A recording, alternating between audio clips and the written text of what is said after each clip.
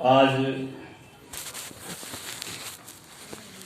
शुरू में सबसे पहला ही शब्द व्यास गद्दी आसीन होते हुए व्यास जी ने जो बोला था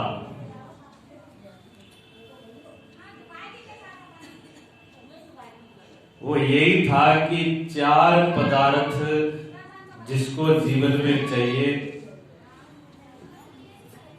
वो समर्पित हो जाए, उसके अंदर प्रेम आ जाए।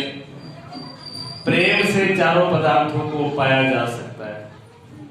आचार्य जी बोला था, शुरुआत यही से हुई थी। और उसके बाद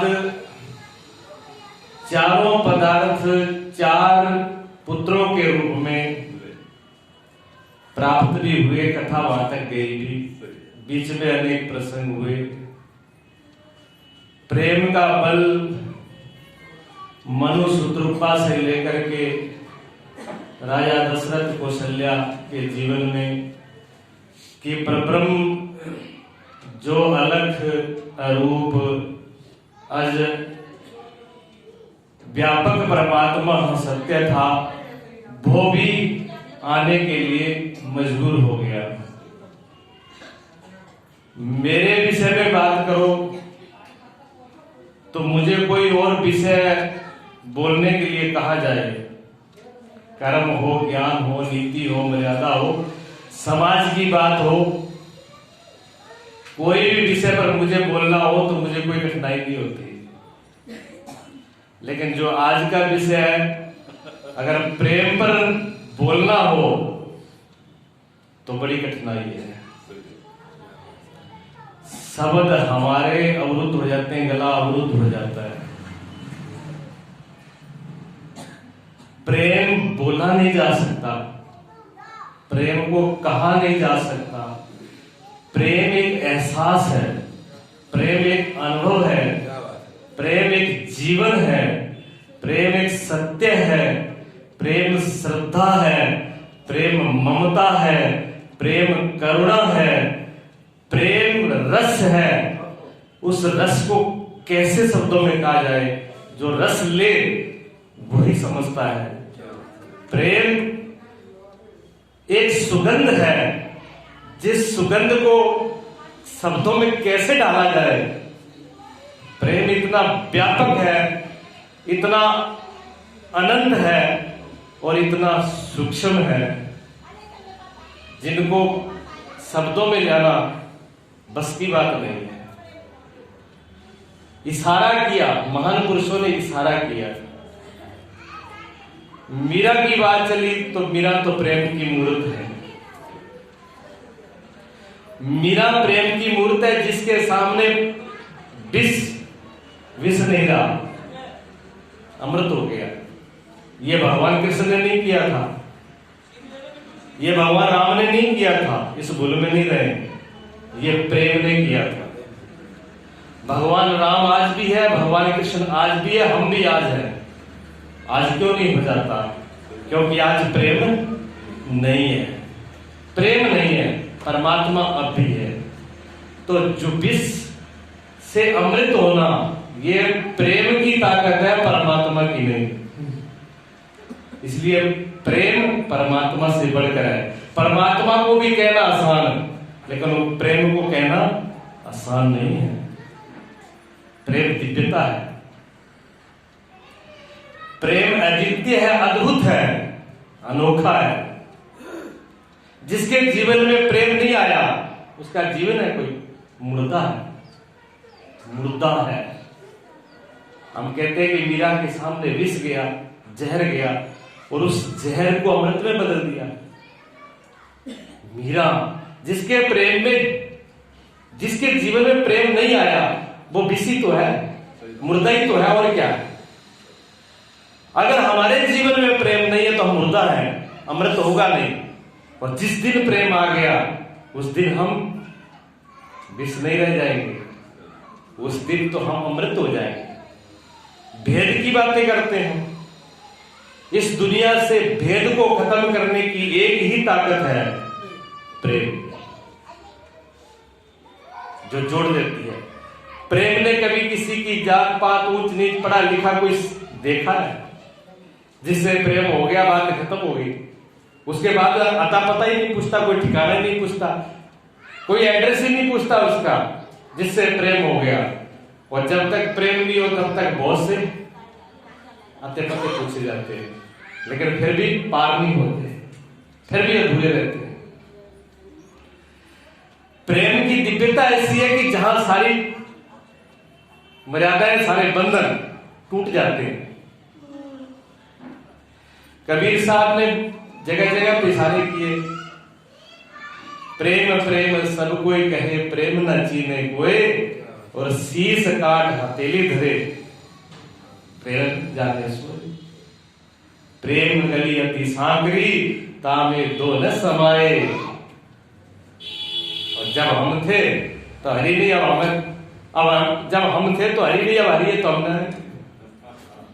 कबीर साहब कहते जब तक हम थे तब तक हरी नहीं था, अब वही रहेगा तो अब हम नहीं है, अब कौन बताए किसको। पुतली को भेजा सागर की अथा लेने के लिए, नमक की पुतली को भेजा गया कि सागर की था पता तो लेके आओ। पुतली चली तो गई पर लौट के नहीं आई। समुद्र का थाल लेकर के कोई आया नहीं है, जो गोता लगा दिया।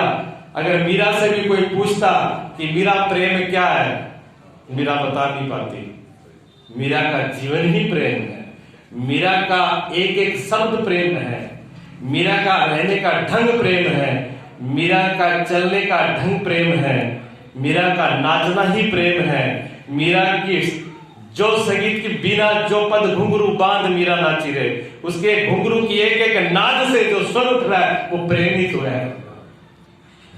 प्रेम मीरा को कहां का देखो, प्रेम से लगता है बताना नहीं पड़ता, और नफरत भी बतानी नहीं पड़ती।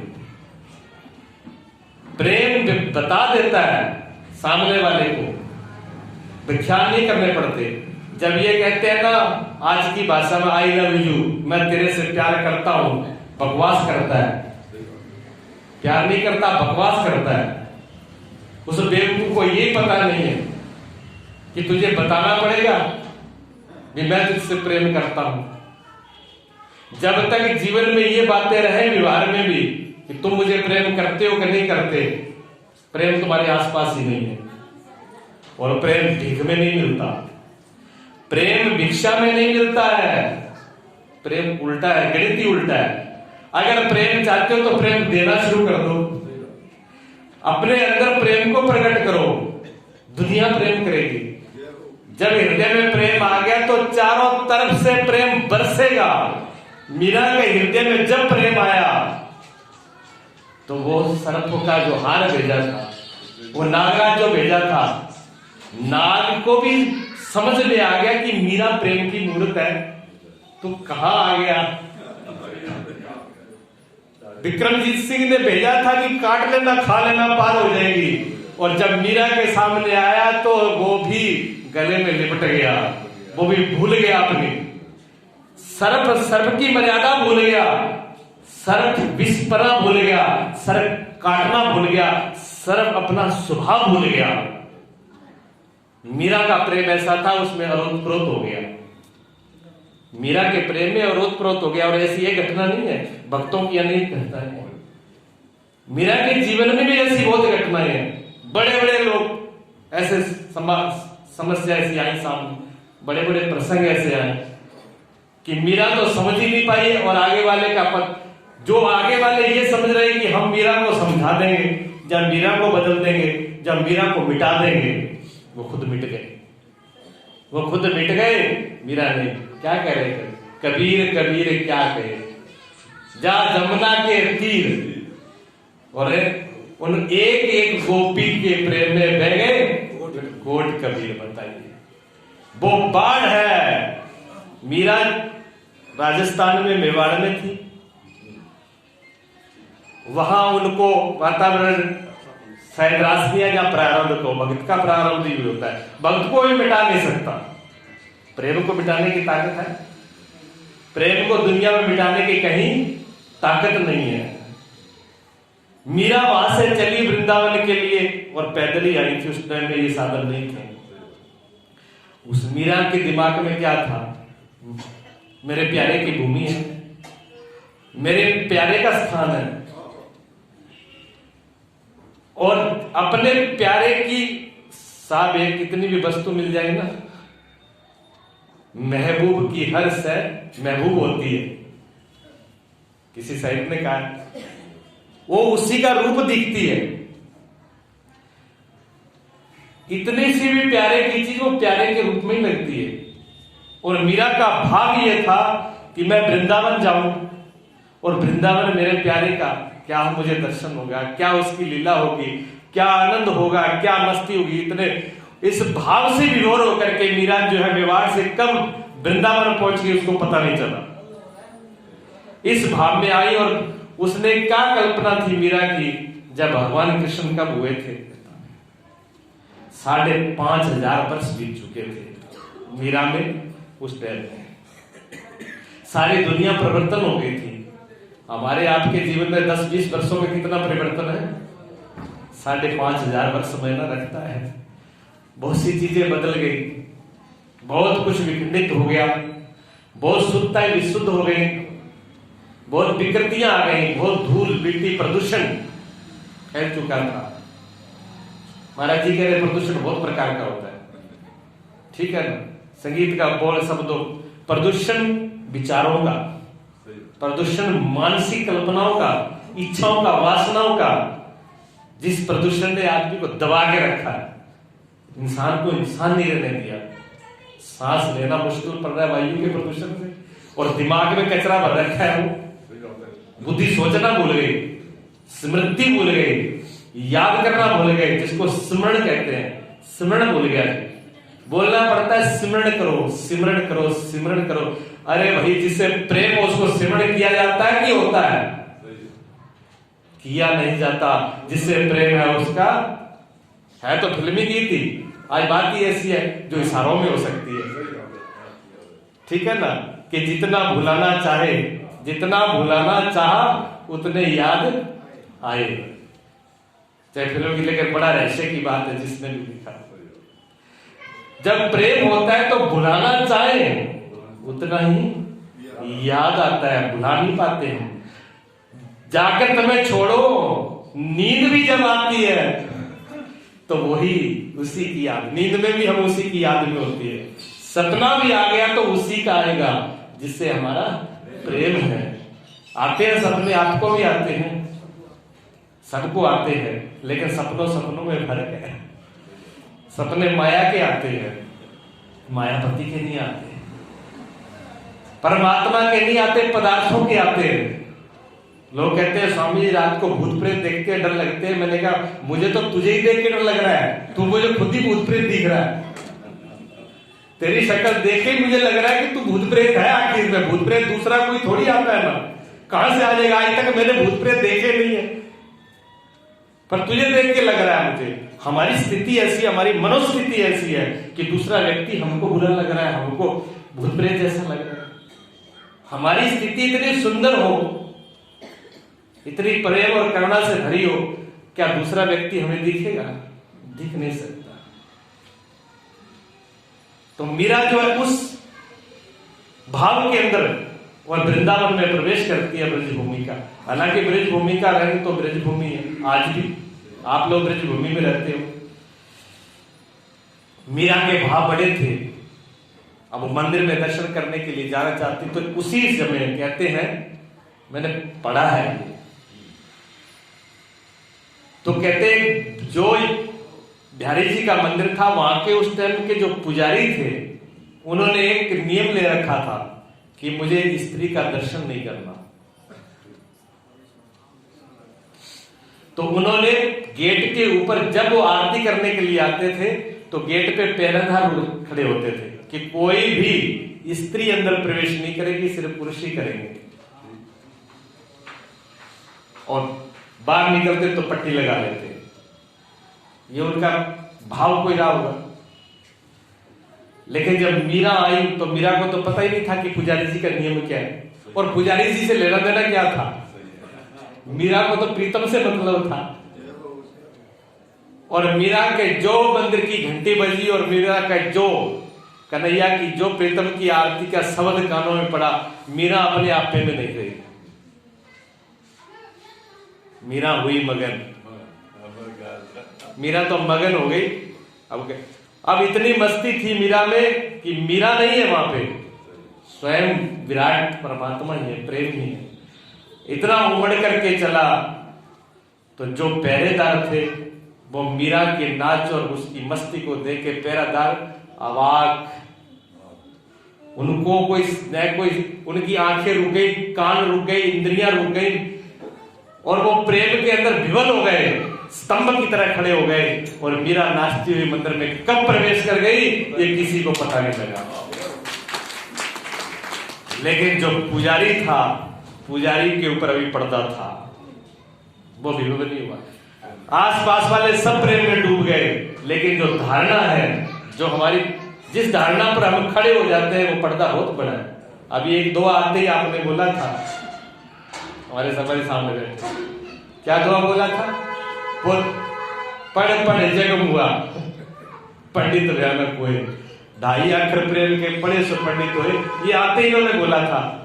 और मैंने कहा महाराज हमने तो आधा ही नहीं पढ़ा, अभी 2.5 तो बहुत बड़े हैं,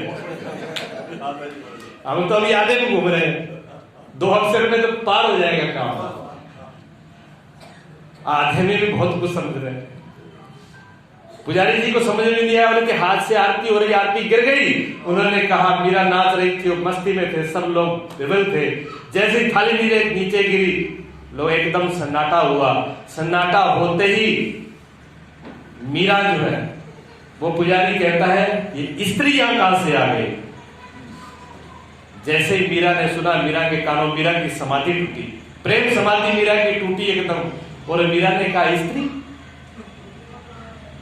अभी तक हमने ये सुना था कि पुरुष एक ही है, दूसरा पुरुष नहीं है। पुरुष एक ही है, बाकी सब स्त्री है। पूरी प्रकृति स्त्री है, पुरुष एक ही है। हमने तो यही सुना था कि पुरुष एक है, क्या दूसरा भी पुरुष है? जब मीरा का ये शब्द आया, पुजारी को सब आगे से जवाब नहीं आया, क्योंकि आज तक उसको मिला ही नहीं था, ऐसी प्रेमा मूर्ति नहीं मिली थी। उसने हाथ जोड़ दिए कि आज मेरी भूल थी। आप संत के रूप में लिए, भगवान के रूप में, संत के रूप में, भक्ति और प्रेम के रूप में आज मुझे ही मेरा कल्याण करने के लिए आप आई हैं। उनको प्रणाम किया। कहते हैं मीरा वैसे मीरा के घटना भाव की लास्ट में कहां पहुंचती है? मीरा याद देखती है, बोल मीरा को वृंदावन रास नहीं आया। वृंदावन मीरा को रास नहीं आया और वृंदावन छोड़ के मीरा कहां जाती है? द्वारका। द्वारका जाती है। द्वारका में जाकर के मीरा रणछोड़दास जी के मंदिर में रहना शुरू कर देती है। उधर क्या है? मेवाड़े की गद्दी बदल जाती है। विक्रम सिंह भी विदा हो जाते हैं, जो देवर थे वो विदा हो जाते हैं। उनकी गद्दी पर कौन बैठते हैं? उन्हीं के भतीजा उदय सिंह जी, वो आके गद्दी पर विराजमान हो जाते हैं। और उदय सिंह को जब ये बात बताई जाती है कि तुम्हारे ही कुल में ऐसी भक्ता हुई है, ऐसी साध्वी हुई है, क्या उसकी भक्ति है और तुम्हारी बुआ लगती है शरीर से, तो उदय सिंह की आंखों में आंसू आ जाते हैं। हमारे कुल में ऐसी भक्त और हमारा कुल उसको पचा नहीं सका, उसको सुविधा नहीं दे सका, उसको एक टाइम का खाना नहीं दे सका। ये कलंक कब तक रहेगा? जब तक ये सृष्टि रहेगी। ये कलंक जब तक सृष्टि रहेगी तब तक रहेगा। और सिर्फ हमारे कुल में नहीं, पूरी राजस्थान भूमि में रहेगा। और पूरी राजस्थान भूमि नहीं, पूरे भारत में कलंक रहेगा। ये बहुत बड़ी बात है और मैं इस कलंक को मिटाना चाहता हूं। मंत्री और ब्राह्मणों को बुला करके मीटिंग ली, क्या हो सकता है? मंत्री और ब्राह्मणों ने कहा प्रभु उनको बुलाया जाए, सम्मान के साथ उनको सम्मान दिया जाए। उन्होंने कहा जाइए, आप जहां भी मीरा मिलती है आपको पूरे सम्मान के साथ लेके आइए, हम उनकी पूजा करेंगे, उनकी सुविधा करेंगे। चारों तरफ से ब्राह्मण जाते हैं, 100 की टोलियां लेकर के सब जगह पहुंचते हैं। कहीं से लेकर 5 ब्राह्मण मीरा द्वारका जी पहुंचते हैं, मीरा मिल गई, मीरा के दर्शन हो गए। ब्राह्मणों ने निवेदन किया, आप चलिए, आप मेवाड़ की गद्दी बदल चुकी है, आपके ही भतीजा आपके इंतजार में बैठे हुए हैं, आप उसमें पधारिए। मीरा ने हाथ जोड़ दिए, अब कहाँ जाना है? मुझे तो प्रीतम के पास आना, मेरा प्रीतम मेरे को मिल चुका है, अब मुझे किना कहीं आना न जाना, आना जाना मेरा विदा हो गया, अब आना जाना खत्म हो चुका है। अभी तक जब तक प्रीतम नहीं मिला था तभी तक मैं आती जाती रही, पता नहीं कितने जन्म बीते हुए, कितने जन्मों में आई और कितने जन्मों में गई, लेकिन अब मेरे आना जाना खत्म कर दिया मेरे प्यारे ने। आप जाइए। मीरा ने समझा बुझा करके ब्राह्मणों को वापस भेज दिया। ब्राह्मण मेवाड़ वापस पहुंचते हैं। उदय सिंह ने कहा ऐसा नहीं हो सकता, 100 ब्राह्मण जाइए और अगर मीरा नहीं आए तो उनकी दरवाजे पर प्राण त्याग देना, मीरा की चौखट पे प्राण त्याग देना, नहीं तो मीरा को साथ में लेके आना। अब समस्या विकट थी। ब्राह्मण पहुंचे 100 की संख्या में और मीरा से कहा कि हमारे राजा की यही है और हम ब्राह्मण देवता हैं और हम राजा की आज्ञा का उल्लंघन भी नहीं कर सकते, अब हम को समझाने की कोशिश न करो, हम अन्न और जल कुछ भी नहीं लेंगे, इसी चौखट पे प्राणों को त्याग देंगे और नहीं तो आप मेरे साथ चलो। अब मीरा संकट में आ चुकी। मीरा ने कहा 100 ब्राह्मणों की हत्या, ये ब्रह्म हत्या मैं देख नहीं सकती। अब मीरा निर्णय नहीं ले पा रही, मैं क्या करूं। उस टाइम में मीरा ने कहा ठुको, एक बार मैं अपने प्यारे से पूछ लूं, जो उसका हुक्म होगा वो मेरे से धार्य होगा। मीरा अंदर जाती है। मीरा अंदर जाकर के प्यारे से प्रार्थना करती है, क्या किया जाए, अब तुम ही निर्णय दो। जो मीरा प्रार्थना करती है, एक इकबाल कवि हुए हैं, बहुत अच्छे कवि हुए, मास्टर जी वगैरह सब लोग जानते हैं। उन्होंने उस शब्दों को, मीरा की वाणी को अपने शायर में प्रकट किया, अपने शायर में बोला उन्होंने कि मीरा के जो भाव थे, मीरा ने जो प्रार्थना करी है भगवान से जाकर के अपने प्यारे से। मीरा कहती है तू है मोहिते बेकराह, मैं हूं जरा सी आबजू। तू समुद्र है, तू अनंत है, मैं एक बूंद की तरह हूं, एक नदी की तरह हूं, मेरी कोई औकात नहीं है। तू है मोहिते बेकराह, तेरा कोई किनारा नहीं है। तू अनंत है और मैं हूं जरा सी आबजू, मेरी कोई औकात नहीं है, मैं एक बूंद की तरह हूं। जहां तो मुझको अब मुझसे सहा नहीं जाता, अब मेरे से सहन नहीं हो रहा है, जहां तो मुझे बेकिनार कर, जहां फिर मुझको हम किनार कर, जहां तो मेरे गल के मेरे साथ